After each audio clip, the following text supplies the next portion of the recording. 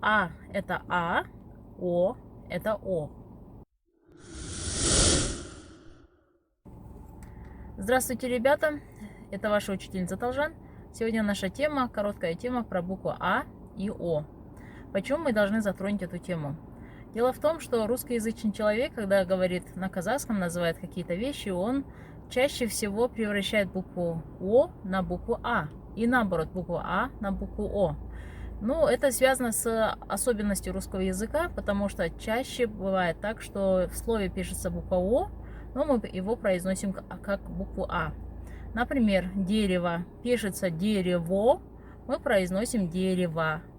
Окно мы произносим окно, а написано окно. И поэтому, когда произносят казахские слова, русскоязычный человек думает, раз уж произносит А, значит там должно быть написано О. Поэтому часто происходит такая путаница, как, например, когда я знакомлюсь с таким человеком и называю свое имя Талжан, меня обязательно переспрашивают: Толжан? Я говорю Талжан. А человек говорит: а, понятно, Толжан. Но в казахском языке все намного проще. Как видим буквы, так и читаем, ничего не меняем.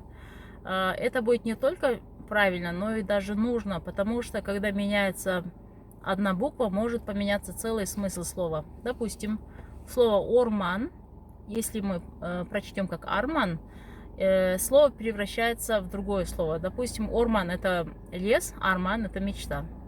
Есть казахское имя Омар. Омар это казахское имя, а если его произнести Амар, то человек превращается в морское животное. Другое казахское имя Оспан, это имя. Аспан это небо.